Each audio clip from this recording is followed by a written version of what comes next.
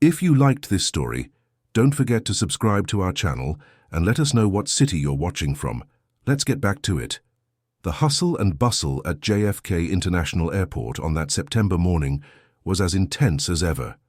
People rushed from one side to the other, suitcases dragging across the smooth floor, announcements echoing over the loudspeakers in English and Spanish, the smell of coffee from the cafes mixing with the artificial scent of perfume shops. Gabriel Hayes crossed through Terminal 4 with long, determined strides, his Italian leather briefcase under his arm, his navy blue suit impeccable, his gleaming shoes reflecting the artificial lights from the ceiling. He had exactly 22 minutes to get to his gate. The meeting in D.C. couldn't be postponed. Years of negotiations were finally coming to a head that afternoon, and his presence was essential. Gabriel was known in the corporate world of New York City as a pragmatic, focused man, almost cold in his decisions. At 43, he had built an empire in the tech and logistics sector, leading a company that employed over 2,000 people. His routine was planned down to the minute. He woke up at 5:30 a.m., ran 6 miles on the treadmill, drank black coffee with no sugar, and dove into work until nightfall. Weekends were just work days without traffic. His life was an organized sequence of meetings, contracts, trips, and results. But it hadn't always been this way. There was a time when Gabriel smiled more, when life had colors beyond charts and spreadsheets, a time when he woke up to laughter echoing through the house, when weekends were for trips to the park, kites in the sky, ice cream melting in the small hands of the one he loved most. But that was in the past, far in the past, and he preferred not to revisit those dark corners of his memory. Working was easier. Working numbed the pain. As he walked briskly, Gabriel checked his phone for the 10th time.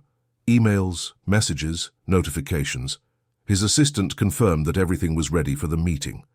The car would be waiting for him upon arrival in D.C. Perfect. He put the phone in his pocket and quickened his pace. It was then that something made him stop. It wasn't a specific sound, it wasn't an announcement. It was just a strange feeling, as if something invisible had grabbed his arm and whispered, "Look to your side." Gabriel turned his head. There, sitting on one of the metal benches near a pillar, was a little girl. She must have been 6 or 7, maybe younger.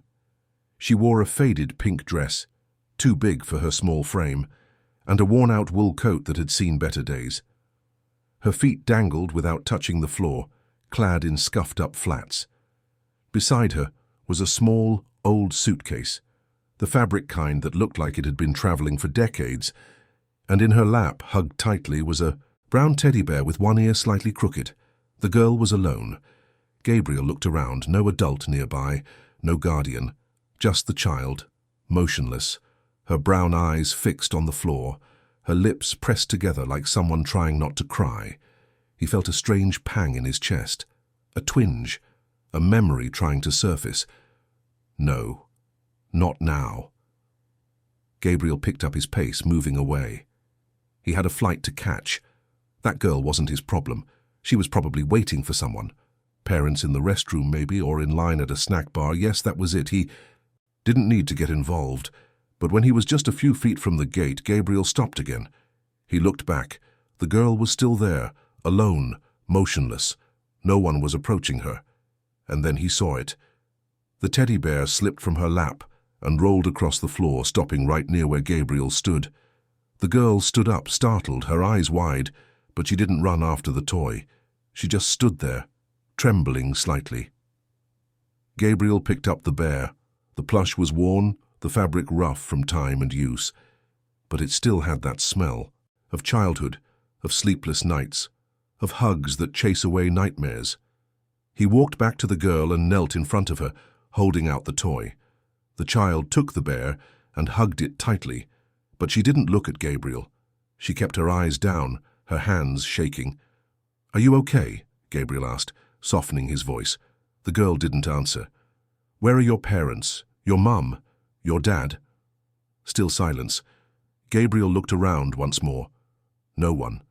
The airport's frenzy continued, but here, in this small corner, it was as if time had stood still. "What's your name?" he insisted gently. The girl finally lifted her eyes. They were brown, large, and carried a fear that Gabriel knew well, an old, deep fear, the kind that shouldn't exist in eyes so young. Julia. The voice came out weak, almost inaudible. Julia. That's a pretty name. I'm Gabriel. Are you waiting for someone? She nodded. Who? My aunt. Did your aunt go to the restroom? Did she go to buy something? Julia shook her head. I don't know. She told me to wait here. She said not to leave, that if I was a good girl she'd come back. Gabriel felt his stomach tighten. How long have you been here? The girl shrugged. I don't know. A long time. He looked at his watch. His flight was leaving in 15 minutes. The meeting, the contract, everything he had worked for over the last few months. But when he looked at Julia again, at that scared little face, at the worn-out clothes, at the old suitcase beside her, something inside Gabriel broke. He thought of calls he would never answer again, of hugs he couldn't give, of promises he couldn't keep. He thought about how life can change in a second and how some mistakes can never be undone. No, not this time.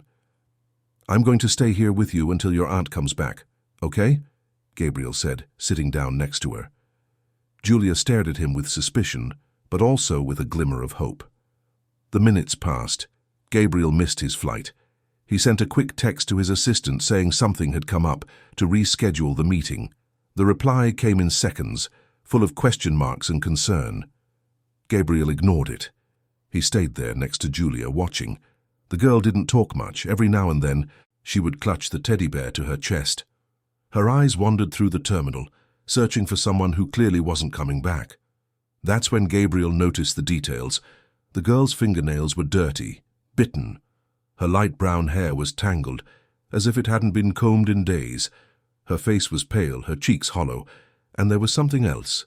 Small marks on her arms, old scratches, some recent. What happened here? Gabriel asked gently, pointing to one of the scratches. Julia pulled down the sleeve of her coat, hiding her arm. Nothing. Julia, you can tell me. I'm not going to be mad at you. She was silent for a long time. Then, with a trembling voice, she said, I was bad. Bad how? Julia lowered her head. I made noise. My aunt doesn't like noise. Gabriel felt anger rise, but he controlled it. He kept his voice calm. Do you live with your aunt? I do, since my dad went away. Went away where? Julia shrugged. I don't know. He was sick. One day he left and never came back. Then Aunt Veronica came to live with us. She was my dad's secretary. Now she takes care of me. Takes care of you, Gabriel thought, feeling the bitterness of the words. This didn't look like care. And your mother? Julia shook her head. I never had a mother. My dad said she left when I was born. Gabriel took a deep breath. The girl's story was full of holes, of things unsaid, of hidden pain. He recognized it. He had his own pain locked away in places he preferred not to open. Look, Julia, I think we need to let someone know you're here alone, okay? I'm going to call airport security to help us find your aunt. No! Julia grabbed his arm, desperate. Don't call anyone. If you do, she'll be mad at me. She said I had to wait quietly. If I make a fuss, she won't come back. Gabriel held the girl's small hands. Julia, listen. You didn't do anything wrong. Nothing. But you can't stay here alone. It's dangerous. Let's call someone who can help, okay? The girl started to cry. Thick tears streamed down her face, and she tried to wipe them away with her hands, desperate not to make any noise. Gabriel's heart ached. Hey, it's okay to cry. You can cry. I'm here. And for the first time in years, Gabriel truly hugged someone. Not a formal handshake, not a polite pat on the back. A hug from someone who understands pain, from someone who has been broken and knows that sometimes all we need is for someone to stay. Julia clung to him like someone clinging to a life raft in the middle of the ocean. Gabriel called security. 2 officers came, a woman and a man, both in uniform. He explained the situation. They checked the cameras. They saw a middle-aged woman, black hair and a bun, elegant clothes, leaving the girl on the bench and walking out of the terminal without looking back. That had been almost 3 hours ago. 3 hours. A 6-year-old child, alone, in a busy airport, for 3 hours. The social worker was called, a woman in her 50s with greying hair and a kind, attentive gaze.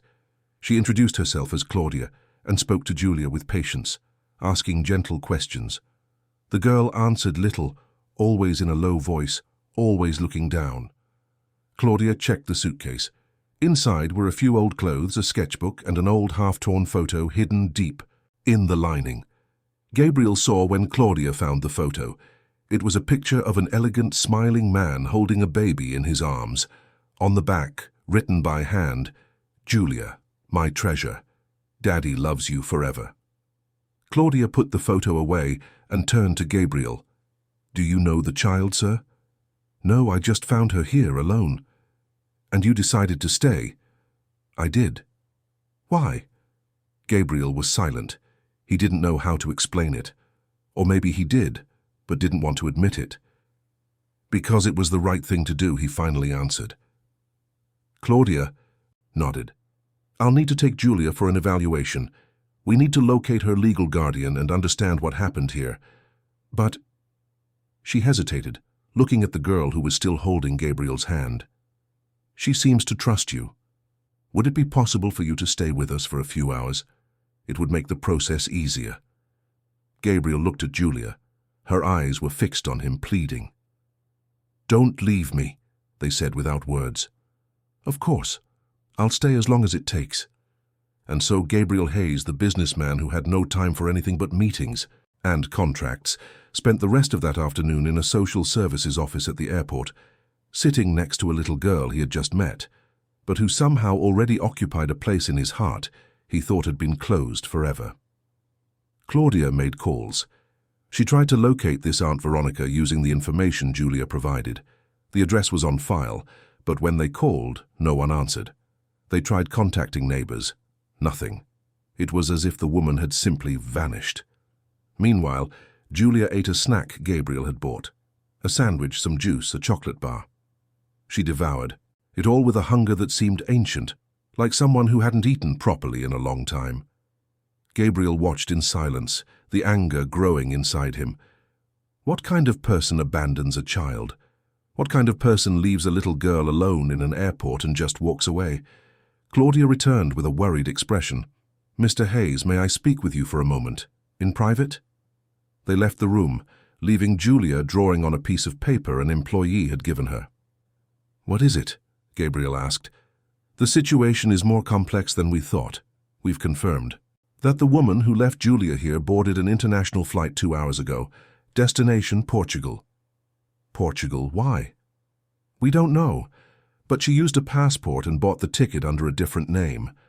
We're investigating, but all signs point to this being premeditated. She planned to abandon the child." Gabriel felt his blood boil. "And now what?" "Now we need to locate other family members. I'm going to contact Child Protective Services and check on Julia's legal status. But, Mr. Hayes, I have to be honest with you. These things can take time. It's Friday afternoon. The agencies are closing. We probably won't get any answers until Monday. And where will Julia stay until then? Normally, she would be taken to a temporary shelter." Gabriel looked at the door to the room, imagining Julia in there, alone, scared. "No." "No? She can stay with me." Claudia raised her eyebrows. "Mr. Hayes, you understand that's irregular? You're a stranger to her." "I am, but I was the only one who stayed, and she trusts me. Look, I know it's not protocol, but this girl has been through enough today. I'm not going to let her be taken to a place full of strangers where she'll be terrified. At least with me she feels safe." Claudia was silent, considering.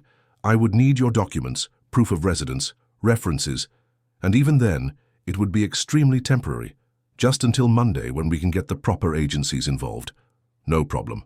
Whatever it takes."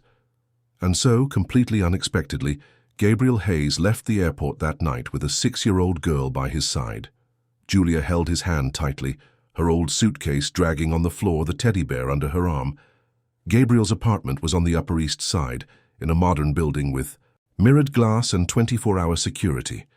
The apartment was huge, 3 bedrooms, A balcony with a view of the city, minimalist decor in shades of grey and white. Everything was impeccable. Everything was cold. Julia entered slowly, looking around with wide eyes.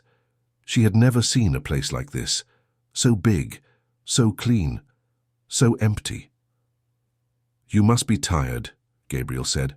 "I'll get the guest room ready for you. It has a big, comfortable bed." Julia didn't answer.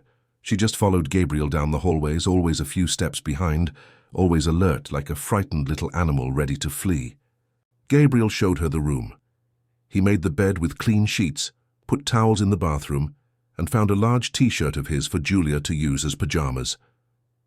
"Do you want to take a shower? Eat something?" Julia shook her head. "I just want to sleep." "Okay. If you need anything, just call me. I'll be right down the hall." He left and left the door ajar. He went to the living room, sat on the couch, and buried his face in his hands. What was he doing? He didn't know how to take care of a child. He didn't know what to say, what to do. He had lost that ability a long time ago, or maybe he had never really learned. An hour passed. 2. Gabriel tried to sleep on the couch but couldn't. He got up and went to check on Julia. When he opened the bedroom door, his heart sank. The bed was untouched. Julia wasn't in it. She was lying on the floor, curled up next to her old suitcase, the teddy bear clutched to her chest, sleeping in the fetal position. Gabriel approached slowly. The girl was sleeping restlessly, her lips trembling, murmuring words he couldn't understand. He took a blanket and covered her carefully without waking her. Then he sat on the floor, leaning against the wall, and just stayed there, watching over her, protecting her. And for the first time in years, Gabriel Hayes cried. He cried for the losses he carried. He cried for that little girl's pain. He cried because life was unfair, and because sometimes all you can do is stay by the side of someone who is suffering and hold their hand until dawn. Outside, New York City was still awake, noisy, indifferent. But in that room, two wounded souls had found each other, and maybe, just maybe, this was the beginning of something that could save them both. The night moved on, slow and heavy with silence and unspoken promises.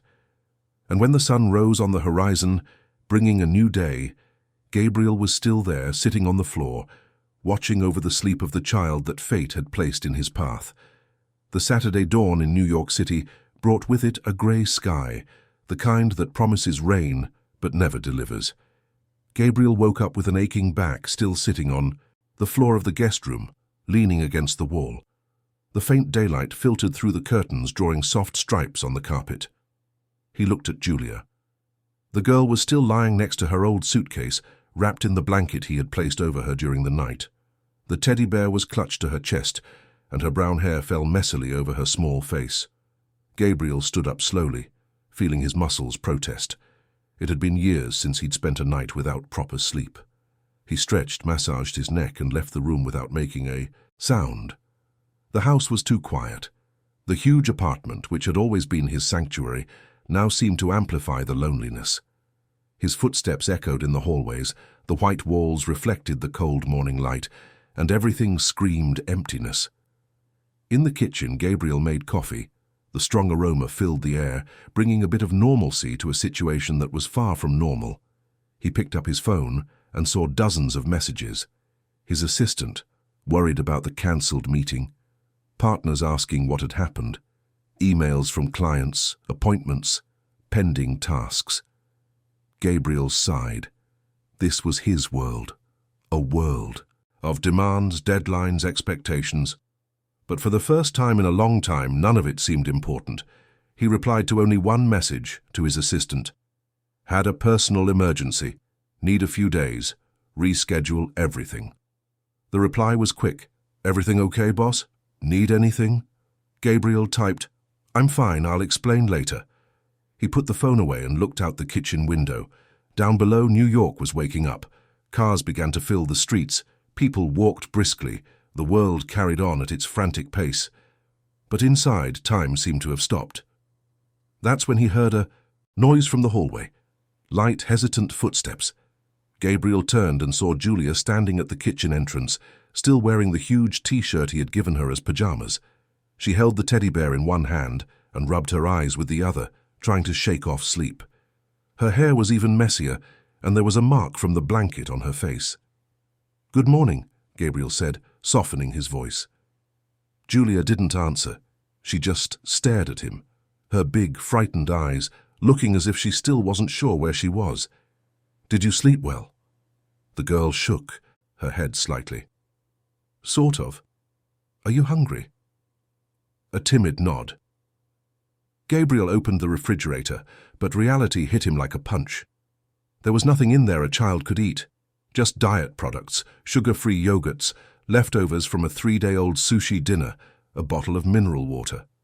He closed the fridge, embarrassed. "How about we order something? Do you like bagels? Juice?" Julia remained silent, but her eyes lit up a little.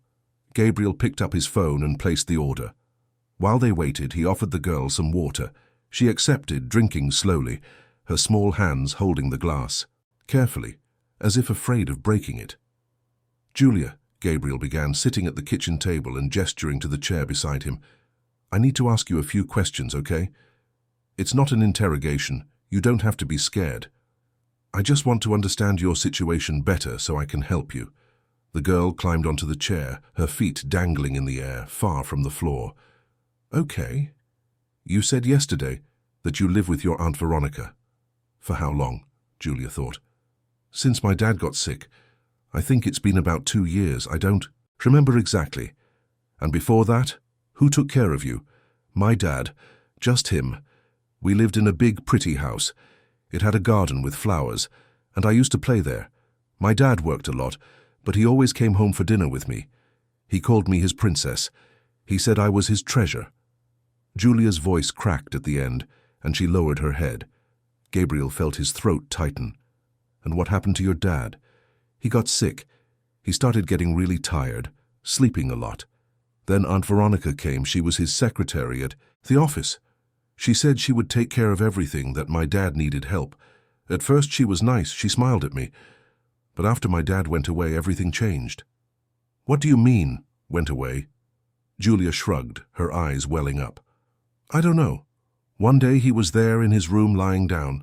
The next day he wasn't. Aunt Veronica said he went to a place where there was no more pain. She said he wasn't coming back." Gabriel took a deep breath. The way Julia told it, with that mix of innocence and pain, was heartbreaking. He wanted to ask more, but he knew he had to go slow. The child was already too fragile. "And after your dad went away, how did Aunt Veronica treat you?" Julia was silent for a long time. When she finally spoke, her voice was so low that Gabriel had to lean in to hear. At first she was still nice, but then she started yelling a lot. She said I was too much trouble, that I ate too much, that I was an annoying kid. She would lock me in my room when she had visitors. She said it was so I wouldn't bother them.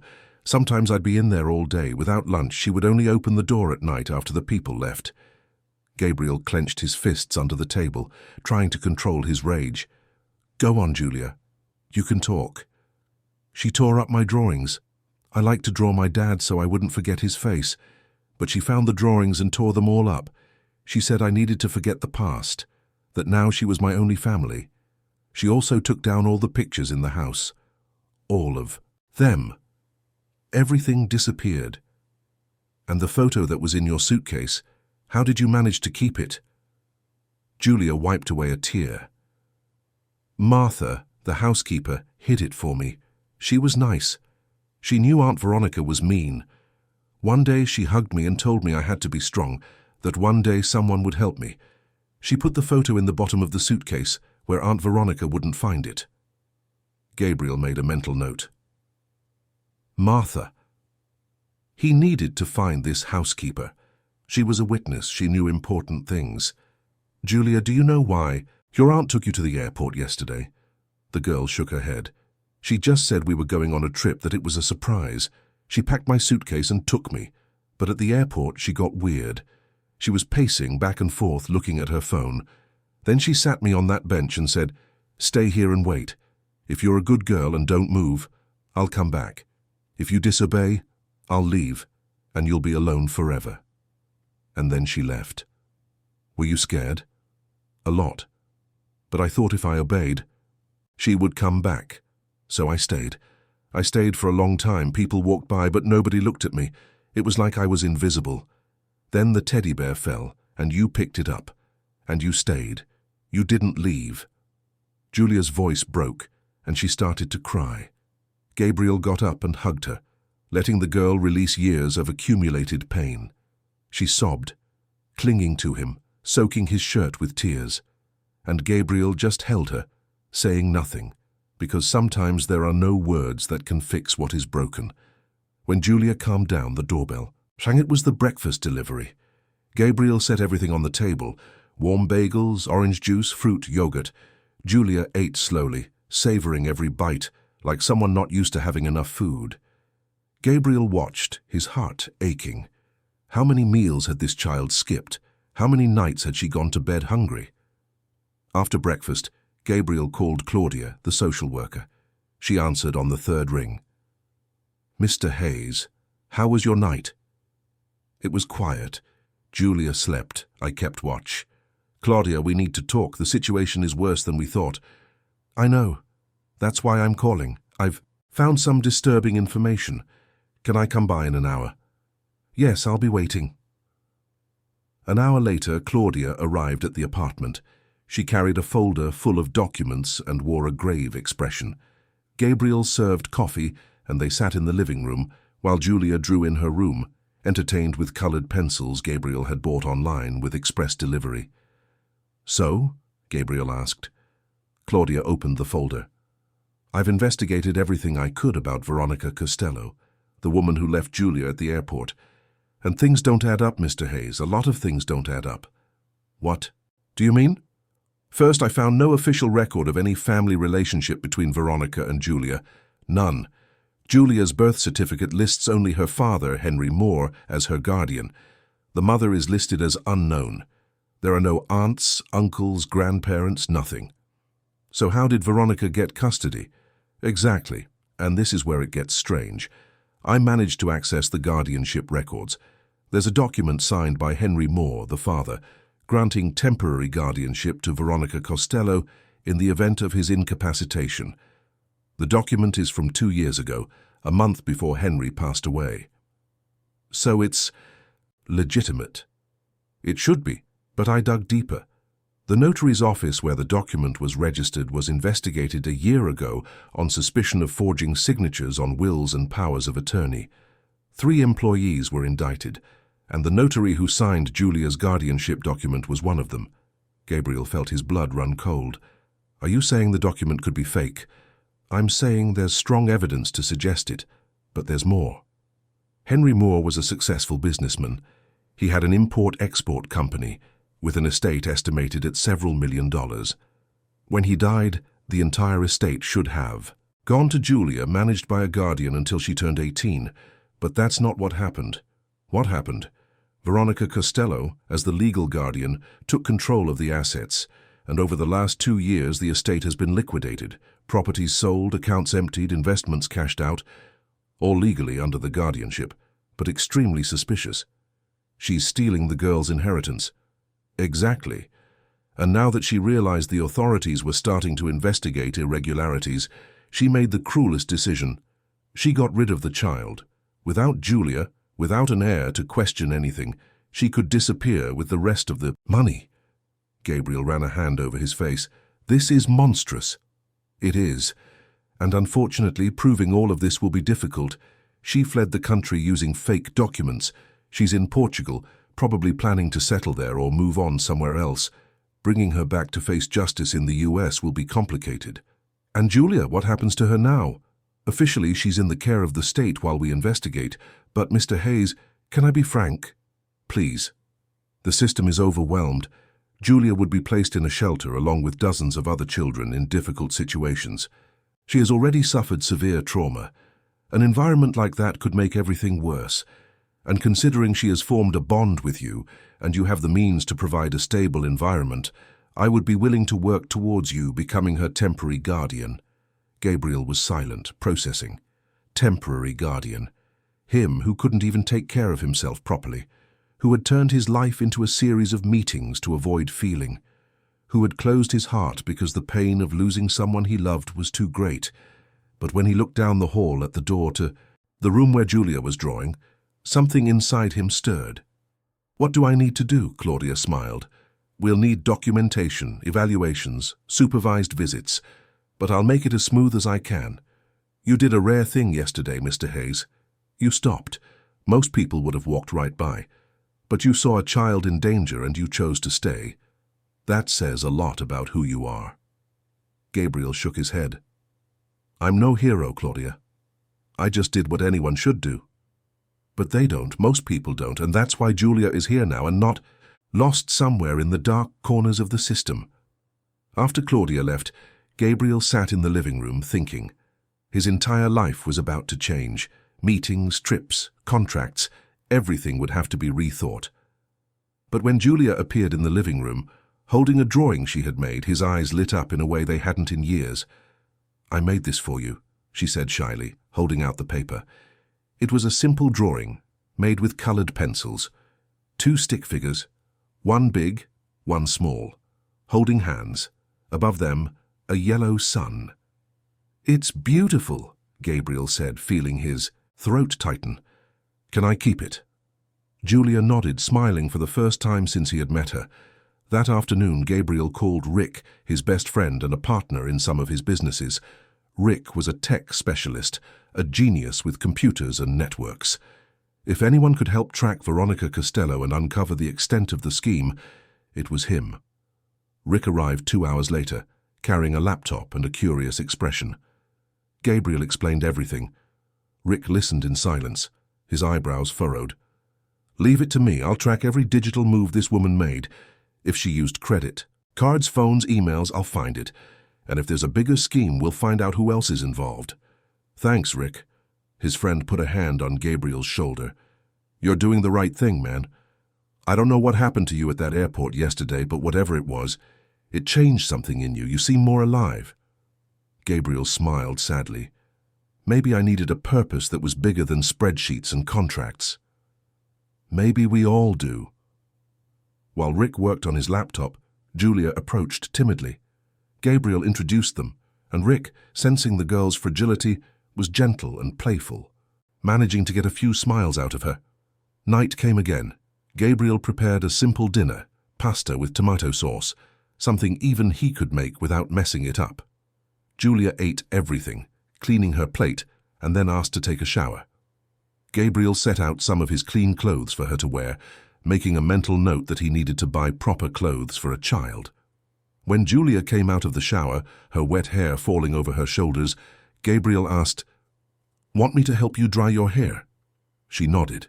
Gabriel got a towel and a hairdryer, and with care, patience, and a bit of clumsiness, he dried the girl's hair. It was strange doing something so simple, so common, but that he hadn't done in so long. And at the same time, it was comforting, as if a part of him that had been dormant was starting to wake up. Julia looked at him in the mirror's reflection. "You're nice." "You are too." "Why did you stay with me yesterday? At the airport? You didn't have to." Gabriel paused for a moment, thinking about the answer. "I stayed because when I saw you there, alone and scared, I remembered how bad it feels to be alone. And I thought that if someone I loved was in that situation, I would want someone to stop and stay. So that's what I did." Julia turned to face him. "Did you lose someone you loved?" Gabriel felt his heart ache, but this time he didn't run from the question. "I did, a long time ago, but I don't like to talk about it." "It's okay. I don't like to talk about my dad either. It hurts too much." "Yeah, it hurts a lot." They were silent for a moment, 2 wounded hearts sharing a pain that needed no words. That night, Julia agreed to sleep in the bed.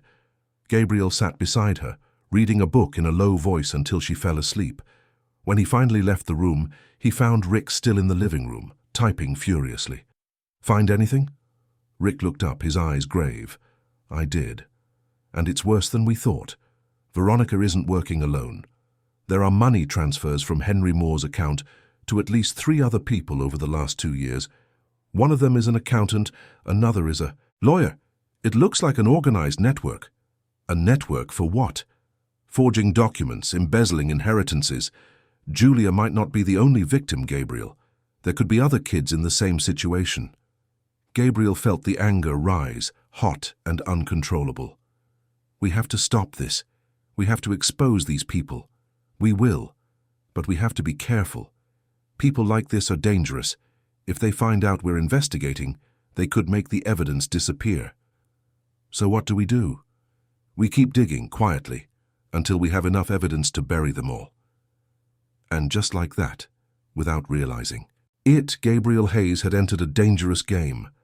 A game where the opponents had no scruples, where the prize was justice for an innocent girl, and where defeat meant letting cruel people continue to destroy lives.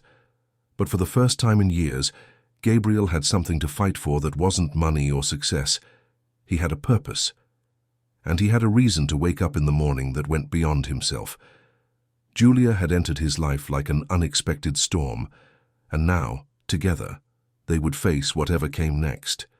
Because sometimes life puts us exactly where we need to be, next to the person we need to protect. And that, Gabriel was beginning to understand, was the true meaning of family. The week that followed was a roller coaster of emotions and discoveries. Gabriel had to completely reorganize his routine. Meetings were drastically reduced, trips cancelled, appointments postponed.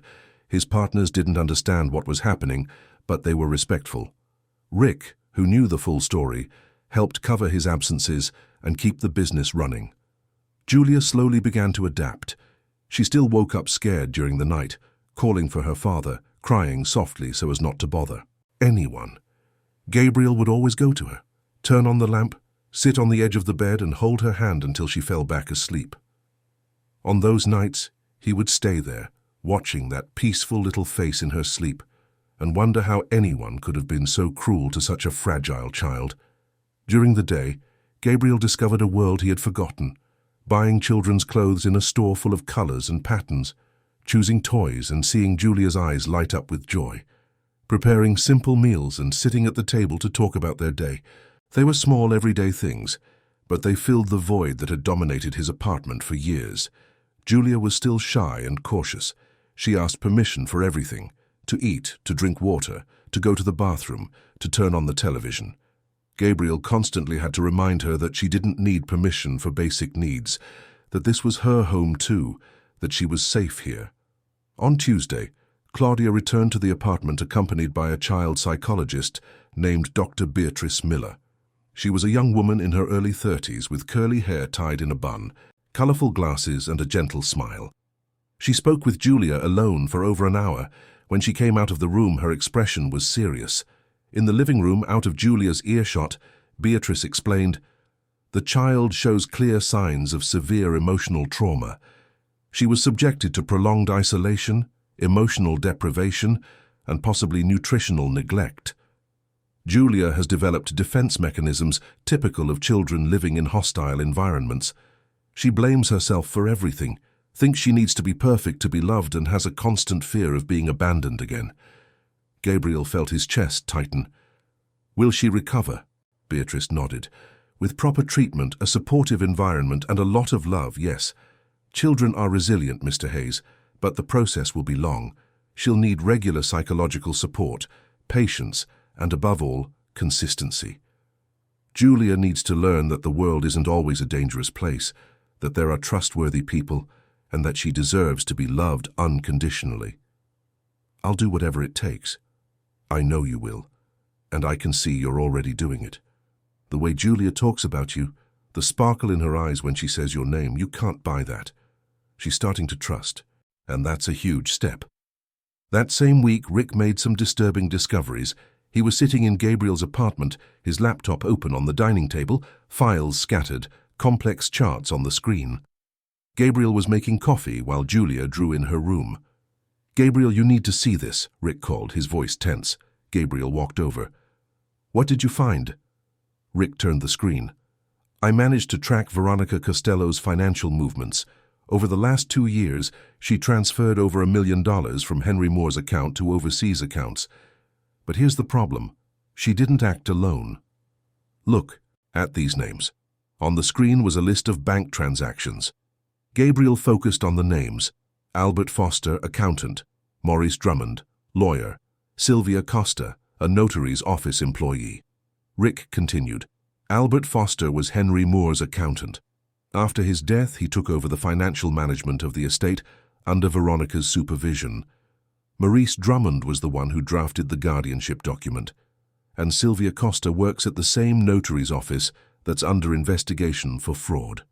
So they're all in on it. Exactly. And there's more. I found records of at least 4 other children who went through similar guardianship processes in the last 3 years. All with deceased parents, all with considerable estates, all with guardianships granted to people with no real family ties. And in every case, Maurice Drummond was involved in the paperwork. Gabriel felt his anger boiling. This is a systematic scheme. It is. They target vulnerable orphan children with inheritances. They forge guardianship documents, take control of the assets, empty the accounts, and then get rid of the children. It's a business for them, Gabriel, a disgusting business. We need to take this to the police. Rick hesitated. I already tried. I went to the station yesterday. I presented some of the evidence I found. You know what they told me? That it required a formal investigation, that they couldn't act on illegally obtained data, that I could be violating privacy laws. They sent me away. Gabriel slammed his fist on the table, making the papers jump. Are they protecting these criminals? I don't know if it's protection or just bureaucracy, but the result is the same. Nothing happens. And in the meantime, Veronica is in Portugal, probably getting ready to disappear for good. Gabriel ran a hand through his hair, frustrated. There has to be a way. We can't let these people get away with this. Rick closed his laptop. I'll keep investigating. The more concrete proof we have, the harder it will be for them to ignore. But Gabriel, you need to be careful. These people won't like being exposed. If they find out we're investigating, they might react. React how? I don't know, but people who steal millions using orphan children as tools aren't exactly known for their scruples. Gabriel knew Rick was right, but the thought of backing down, of leaving Julia and other children without justice, was unbearable. 2 days. Later, on Thursday, something strange happened. Gabriel was taking Julia to her first appointment with Beatrice when he noticed a black car parked across from his building. Nothing unusual at first. But when they left the parking garage, the car started following them.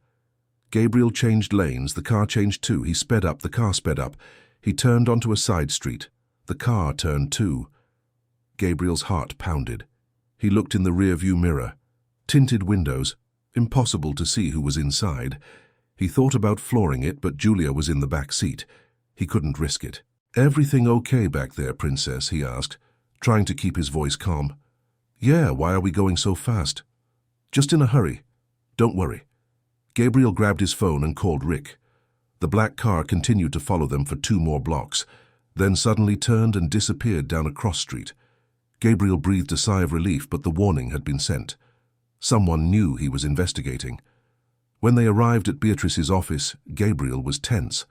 The psychologist noticed immediately. Did something happen?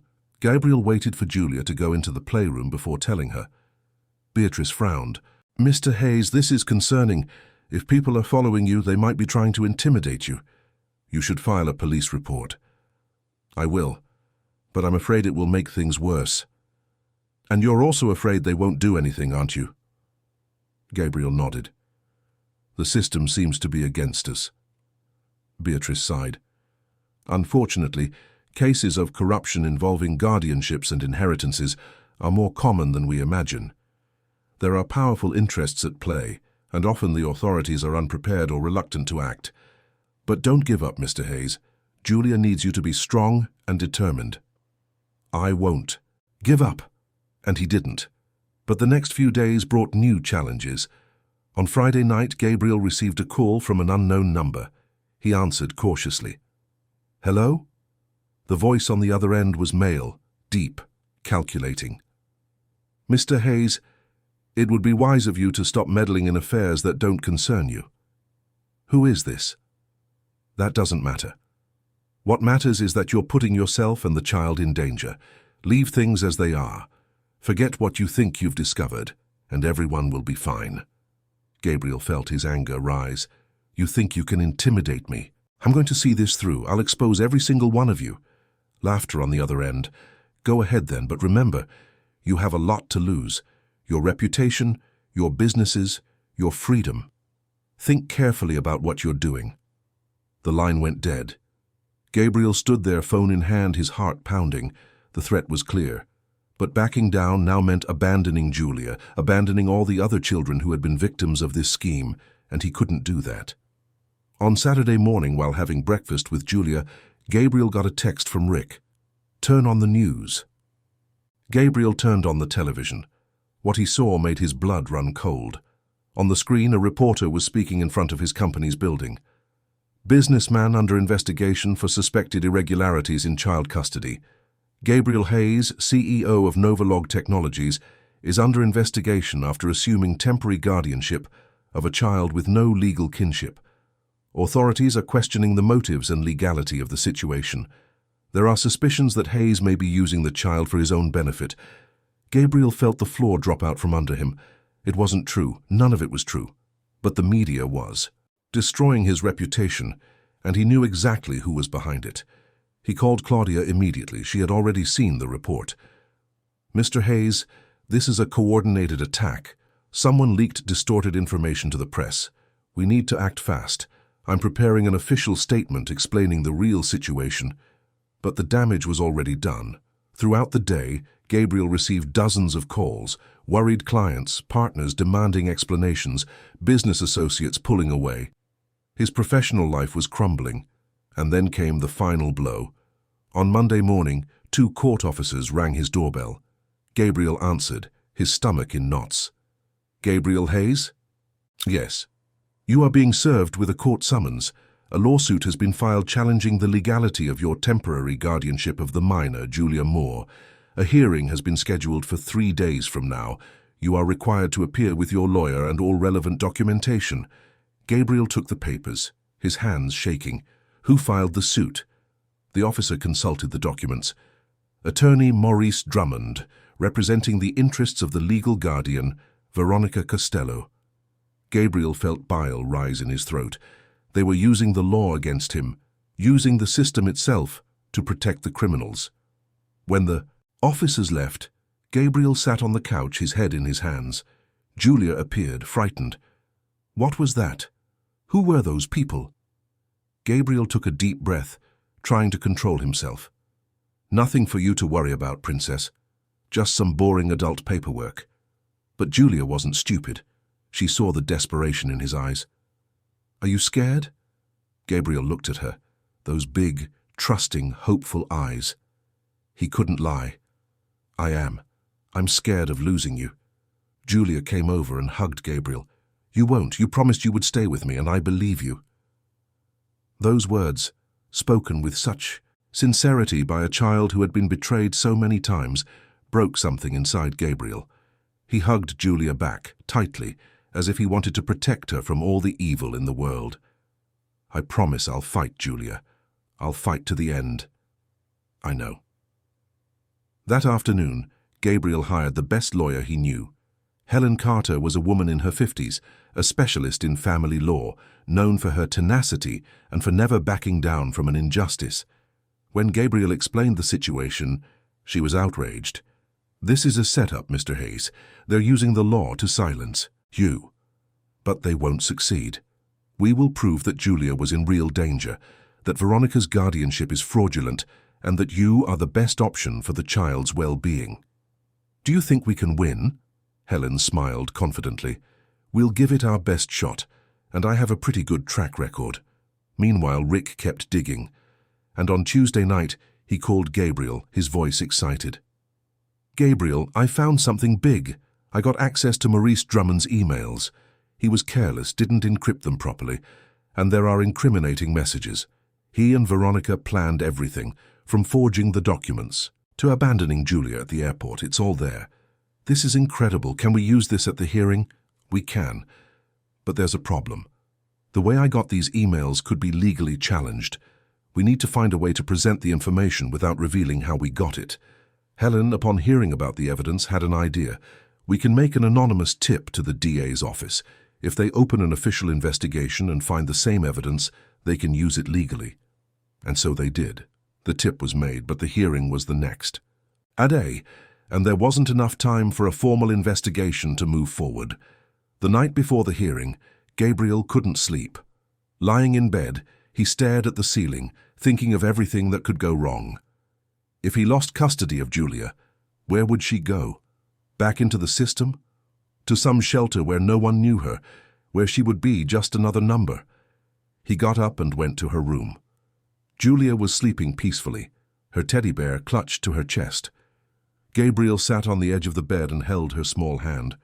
"I'm not going to let them hurt you again," he whispered. "I promise." As if she heard him, even in her sleep, Julia squeezed his hand back. On the morning of the hearing, Gabriel put on his best suit. Helen was confident, but realistic. "We'll present all the facts, all the evidence we have. The judge is known for being fair. We have a chance." "And Julia?" "Claudia will stay with her at the courthouse in a special waiting room. It's better if she doesn't witness the proceedings." Gabriel agreed, though he knew Julia was scared. Before leaving, he knelt in front of her. "I'm going to fix this, okay? And when I get back, we're going to celebrate. Deal?" Julia hugged him tightly. "I trust you." The courthouse was crowded. Gabriel entered the courtroom, Helen by his side. On the other side sat Maurice Drummond, a man in his early 50s, impeccable suit, arrogant expression. Next to him was a woman Gabriel assumed was the representative from the DA's office. The judge, Frank Miller, a man in his 60s with graying hair and a serious gaze, opened the session. "We are here to evaluate the situation of the minor, Julia Moore, and decide on temporary guardianship. Mr. Drummond, you may begin." Maurice stood up, confident. "Your Honor, we are here because a child was illegally removed from the care of her legal guardian, Veronica Costello. Mr. Gabriel Hayes, without any family ties or authorization, took custody of the girl, claiming abandonment. However, our client simply left the airport momentarily to handle an urgent matter, and when she returned, the child had been taken by Mr. Hayes." Helen stood up. "Objection, Your Honor. That version of events is completely distorted. We have airport security footage showing Ms. Veronica Costello boarding an international flight, leaving the child alone for over 3 hours." The judge raised a hand. "I will review all the evidence. Both sides will have the opportunity to present their case. Proceed." What followed was an intense legal battle. Helen presented the recordings, the testimony of airport employees, Julia's psychological evaluation showing severe trauma. Maurice counter-argued, claiming it was all a misunderstanding, that Veronica had legitimate reasons, that Gabriel was an opportunist. That's when Helen played her final card. "Your Honor, we would like to present documents that question the very legitimacy of Veronica Costello's guardianship over Julia Moore." Maurice turned pale. "Objection! These documents were not presented in discovery." The judge considered. "I'll allow it. Present the documents." Helen handed over copies of the notary's office investigation, the suspicious bank transactions, everything Rick had discovered. The judge read in silence, his expression growing more and more grave. "These are extremely concerning facts. I am temporarily suspending Veronica Costello's guardianship until a full investigation is conducted. As for the custody of Julia Moore, considering the psychological report attesting to the child's bond with Mr. Hayes and the lack of suitable alternatives at this time, I am maintaining temporary guardianship with Mr. Gabriel Hayes under the supervision of social services." Gabriel felt his legs go weak with relief. Helen smiled, victorious, but the judge wasn't finished. "However, Mr. Hayes, this is a serious responsibility. Any irregularity, and this situation will be immediately reviewed. Is that clear?" "Perfectly clear, Your Honor." Maurice stormed out of the room, shoving papers into his briefcase. Gabriel knew this wasn't over. It had just begun. But at least for now, Julia was safe. When he returned to the waiting room and saw Julia running towards him, her arms open, Gabriel felt he had done the right thing. He hugged the girl, lifting her off the ground, and for the first time in a long time he felt his life had a real purpose. "We did it, Princess. You're staying with me. Forever." Gabriel looked into her eyes. "As long as I can fight for it, yes. Forever." The victory at the hearing brought relief, but Gabriel knew the war was far from over. Maurice Drummond wasn't the type to accept defeat easily, and in the following days it became clear that he and his associates wouldn't give up so easily. In the week after the hearing, strange things started to happen. Gabriel's bank account was temporarily frozen by a suspicious court order, alleging tax irregularities he knew didn't exist. Fake wrongful termination lawsuits were filed against his company by employees he had never hired. Suppliers began cancelling contracts without explanation. It was a coordinated, meticulous attack, designed to destroy him financially and isolate him socially. Rick worked day and night, trying to trace the origin of the attacks and gather more evidence against Drummond's network. Helen Carter filed counter-lawsuits, defending Gabriel on all fronts. But it was like fighting shadows. For every lawsuit they defeated, two new ones appeared. Julia sensed the tension. She saw Gabriel spending entire nights in his office, his face marked with worry, his shoulders burdened by an invisible weight. One night, she quietly entered his office, her teddy bear under her arm. "You're sad," she said, not as a question but as a statement. Gabriel turned, trying to hide his exhaustion. "No, Princess. I'm just tired." Julia came closer and placed her small hand on his. "I know there are bad people trying to hurt you. It's because of me, isn't it?" Gabriel's heart ached. "No, none of this is your fault. Bad people do bad things because they choose to, not because of you. But if I wasn't here, you wouldn't have these problems." Gabriel pulled Julia onto his lap. "Listen to me very carefully. You are the best thing that has happened to my life in a very, very long time. Before I found you, I was lost. I worked non-stop so I wouldn't have to feel, so I wouldn't have to remember. But you made me remember that life can be more than just surviving. You made me want to live again. So don't you dare say this is your fault. You saved me just as much as I saved you." Julia hugged Gabriel, and they stayed like that for a long time, two wounded hearts finding strength in each other. It was the following Thursday that everything changed. Rick showed up at the apartment with an expression Gabriel couldn't decipher. It was a mix of excitement and urgency. "Gabriel, you need to see this, now!" They locked themselves in the office while Julia watched cartoons in the living room. Rick opened his laptop and showed a series of documents. "I got something big, really big. Remember, I was tracking the financial transactions of Drummond and Veronica. Well, I found the source. They weren't just siphoning money from the inheritances, they were laundering it through a fake charity." Gabriel leaned in to get a better look. "What do you mean?" Rick clicked on a few files. They created a fake non-profit organization called the Children's Hope Institute. On paper, it was an institution that helped orphaned children. In reality, it was a front to move illicit money.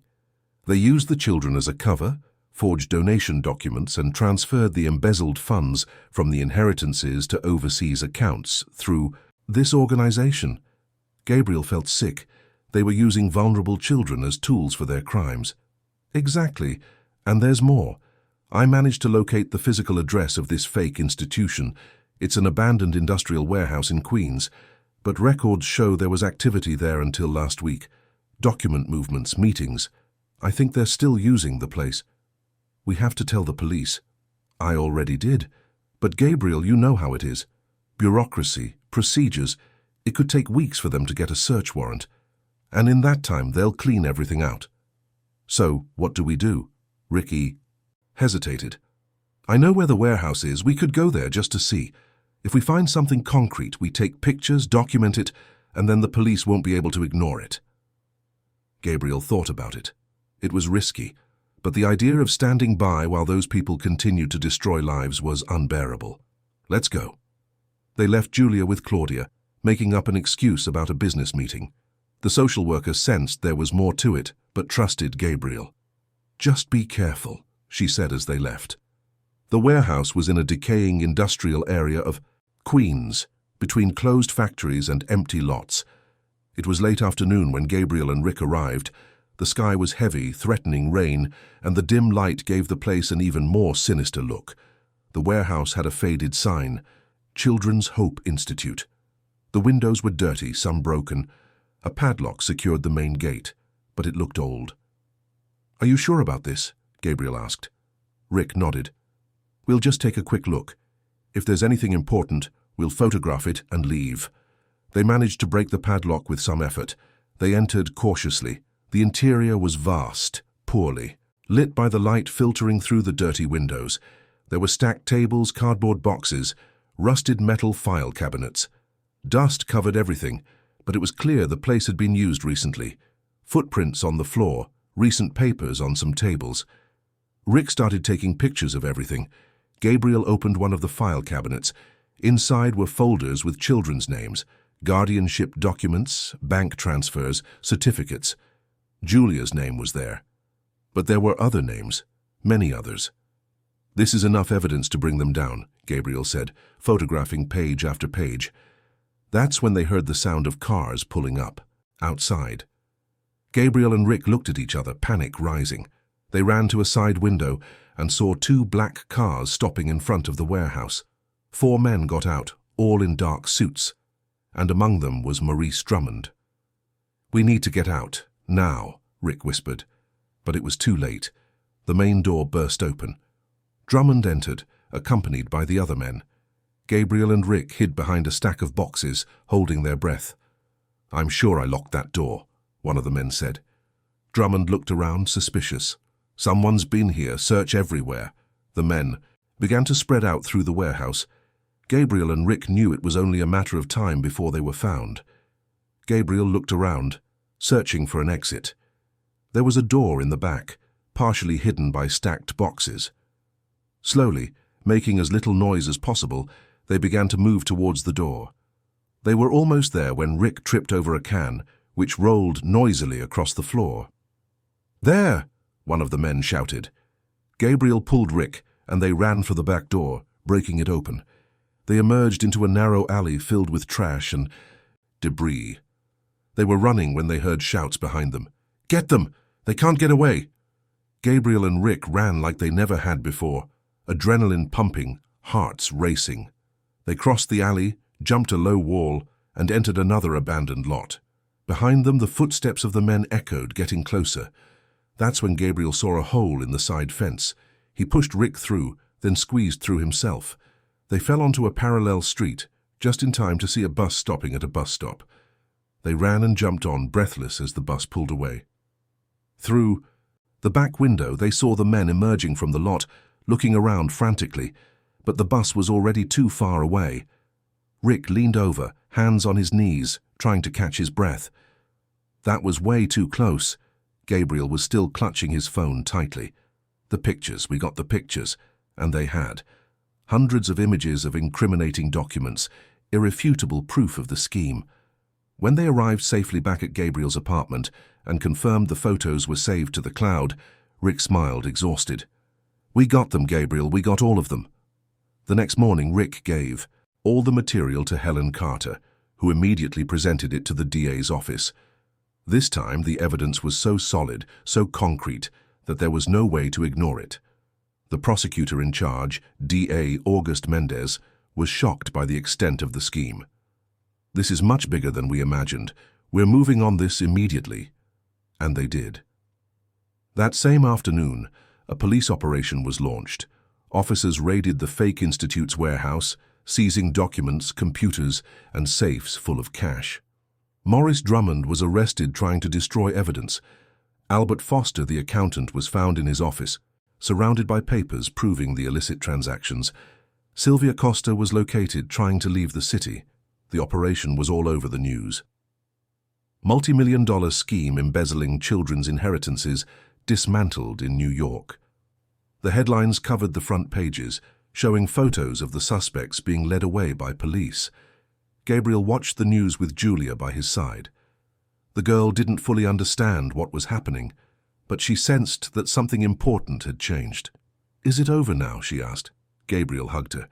"It's over now, Princess. The bad people are going to pay for what they did." "And Veronica? Is she coming back?" "She's not. She can't hurt you anymore." And it was true. With the evidence gathered, an extradition request was sent to Portugal. Veronica Costello was located and extradited back to the US 2 months later. She faced trial and was found guilty of fraud, embezzlement, forgery, and child abandonment. She received a long sentence. Maurice Drummond and the others involved were also tried and convicted. But for Gabriel and Julia, legal justice was only part of the healing. The real transformation happened in the months and years that followed. With the legal process resolved, Gabriel was finally able to officially adopt Julia. The adoption hearing was simple, intimate but deeply emotional. When the judge declared that Julia was officially Gabriel's daughter, the girl cried. Gabriel cried. Claudia, who was present, cried. They were tears of joy of a new beginning, of a family born not of blood but of love. Julia started school, made friends, and learned to smile without fear. The therapy sessions with Dr. Beatrice continued, and gradually the nightmares became less frequent. She still had difficult days, moments when the past came rushing back, but Gabriel was always there, holding her hand, reminding her that she was safe, that she was loved. Gabriel changed too. He drastically reduced his workload, delegated more responsibilities, and began to prioritize quality time with Julia. He discovered the joy of going to school meetings, helping with homework, and making breakfast on slow Sunday mornings. His home, once cold and empty, filled with laughter, drawings taped to the refrigerator, and toys scattered across the living room. And he wouldn't trade any of it for all the professional success in the world. But there was something else Gabriel wanted to do, something born from that traumatic yet transformative experience. A year after the adoption, Gabriel created the Fresh Start Foundation, a non-profit organization dedicated to helping children who were victims of abandonment, abuse, and neglect. The foundation offered psychological, legal, and social support for children and families in vulnerable situations. Gabriel invested a significant portion of his personal fortune in the project, and Rick joined him, using his tech skills to create systems that tracked irregularities in guardianship cases, helping to prevent other cases like Julia's from happening. Helen Carter became the foundation's legal director, working tirelessly to give a voice to children the system had forgotten. Claudia and Dr. Beatrice also joined, forming a dedicated and passionate team. The foundation grew quickly. In 3 years, it had already helped hundreds of children. Success stories began to emerge. Children who had been rescued from terrible situations, who found loving homes, who began to heal. Julia grew up in this environment of compassion and purpose. She saw Gabriel dedicate himself daily to helping other children like her, and it profoundly shaped who she would become. When she was 12, Julia became interested in medicine. She wanted to understand how to heal not just the body, but also the soul. Gabriel supported her unconditionally, buying her books, encouraging her questions, and taking her to meet doctors and psychologists.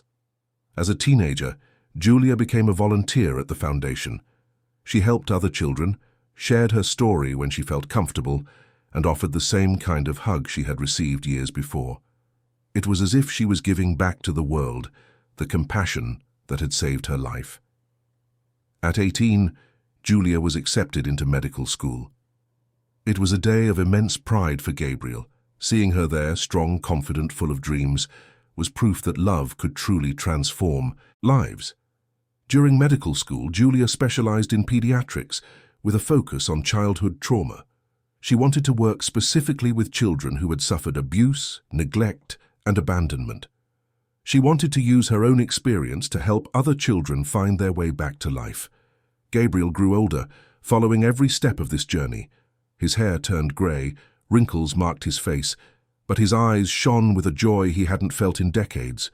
The pain of his past losses never completely disappeared, but it was softened by the love he and Julia built together. When Julia graduated from medical school, Gabriel was in the front row of the ceremony. When she walked across the stage to receive her diploma, he cried openly. The scared little girl he had found in an airport years ago was now a strong, determined, compassionate woman. And he had the privilege of having walked beside her through that entire transformation. Julia began working at a public hospital specializing in pediatrics, but she also dedicated time to the Fresh Start Foundation, treating children who were victims of trauma.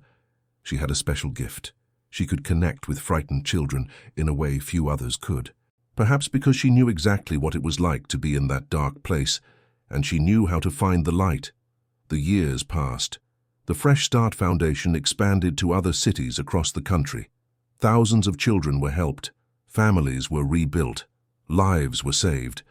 Gabriel, now in his early 60s, began to gradually step back from managing the foundation, passing more responsibilities to the young, dedicated team he had built. But he never stopped completely. There was always a meeting to attend, a child to meet, a story to hear. One autumn afternoon, Gabriel and Julia were sitting on the apartment balcony, drinking coffee and looking out over New York City below. Julia was now 30, a respected doctor loved by her patients. "You know something, Dad," Julia said, using the word it had taken her years to feel comfortable saying. "Sometimes I think about the day you found me at that airport, and I wonder what would have happened if you had just kept walking." Gabriel looked at her. "But I didn't. And you know why? Because someone up there knew that we both needed each other. You needed someone to save you, and I needed someone to remind me why life was worth living." Julia held his hand. "You gave me a life, Dad, a real life, and now I try to do the same for other kids. I try to be for them what you were for me. Someone who stops and stays. Someone who doesn't give up. And you do. Every single day you do." They sat in silence, appreciating the peaceful moment. Two lives that had found each other at the right time, that had saved each other, that had built something beautiful out of so much pain. Later that year, Gabriel began to feel a weariness that wouldn't go away. He had some tests done and discovered that his heart, which had carried so much throughout his life, was weak. The doctors were honest. There was still time, but not much. Gabriel faced the news with a serenity that surprised even himself. He wasn't afraid. He had lived a full life, had loved deeply, had made a difference in the world. And most importantly, he had Julia. Not the scared little girl from the airport, but the strong, compassionate woman she had become. In the months that followed, Gabriel got his affairs in order. He ensured the Fresh Start Foundation would have the resources to continue its work for many years. He wrote letters to the people he loved. He spent quality time with Julia, sharing memories, laughter, and sometimes silent tears. One night, sitting together as they had since Julia was a child, Gabriel said, "Don't be afraid when I'm gone. You're strong, you're incredible, and you're going to keep making a difference in the lives of so many children. I'll go with pride in my heart knowing you'll be okay." Julia cried, but she nodded. "You taught me everything, Dad. You taught me that love can heal, that compassion can change lives, that it's worth fighting for those who can't fight for themselves. I'll carry that with me forever." When Gabriel passed, it was peacefully, surrounded by the love of Julia and the people he had touched over the years. The funeral was simple as he had requested, but the church was full. Children he had helped, now adults with their own families, professionals from the foundation, friends, all there to honor a man who had dedicated the second half of his life to making the world a little better. Julia gave the eulogy. With a voice thick with emotion but steady, she said, "My father wasn't perfect. He had his pain, his flaws, his fears. But he had something rare. He had the courage to stop. In a world where everyone is rushing, he saw a scared child and chose to stay. And that choice changed everything. It changed my life. It changed his life. And through the foundation he created, it changed the lives of thousands of other children. Today I say goodbye to the man who was my hero, my father, my best friend, but I don't say goodbye to his legacy. That I will carry forward. I will keep stopping for those in need. I will keep staying when everyone else leaves, because that's what he taught me, and it's the greatest lesson anyone can learn." In the years that followed, Julia kept her promise. The Fresh Start Foundation continued to grow under new leadership, but with Gabriel's spirit always present. Julia became a national authority on childhood trauma, giving lectures, teaching, and inspiring a new generation of professionals. She also began traveling across the country, bringing medical care and psychological support to remote communities where children suffered in silence. In every scared child she met, she saw a little bit of herself, and she offered exactly what Gabriel had offered her years ago: presence, listening, compassion. Today, decades after that encounter at the airport, the story of Gabriel and Julia is told as an example that transformation is possible, that a single act of kindness can create ripples that spread far beyond what we can imagine. The Fresh Start Foundation now operates in 15 states, has helped over 10,000 children, and has inspired dozens of other similar organizations. The name Gabriel Hayes is remembered not as a successful businessman, but as a man who chose love over indifference, and Julia, now a mature woman, continues her tireless work. Every child she helps is a tribute to the man who stopped for her when no one else did. Every life saved is an extension of the hug she received in an airport years ago from a stranger who became her father, because in the end, that's what life is about stopping when everyone else is rushing by, about listening when everyone else is making noise, about staying when it would be easier to leave, and about transforming our own pain into compassion for others. The story began with a chance encounter in a busy airport, but it became something much bigger, a story of redemption, of healing, of unconditional love, proof that sometimes all it takes is for one person to decide to stop and listen for an entire life to change direction. And that change, started by Gabriel and Julia, continues to spread, touching new lives every day, proving that the most important legacy we can leave is not measured in money or professional achievements, but in the lives we touch, the hearts we warm, the hope we plant in wounded souls. Because that's exactly what happened that day at the airport.